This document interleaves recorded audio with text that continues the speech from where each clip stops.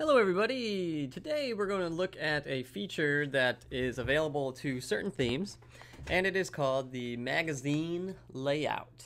And there's different layouts that you can use on your website.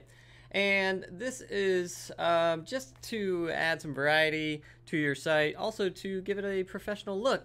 So let me show you kind of what's going on with this magazine layout. So you have a main post or page, and then four smaller ones that you can click on as well.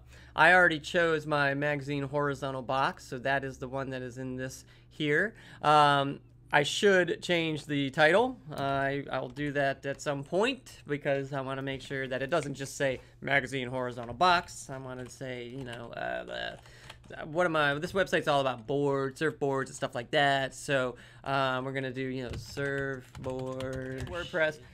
Are really focused on using images and displaying them and filling up your web page with all of that information. And so it's sort of image based. So, you know, not all of us have a ton of images on their website. So the magazine widget might not be the best option.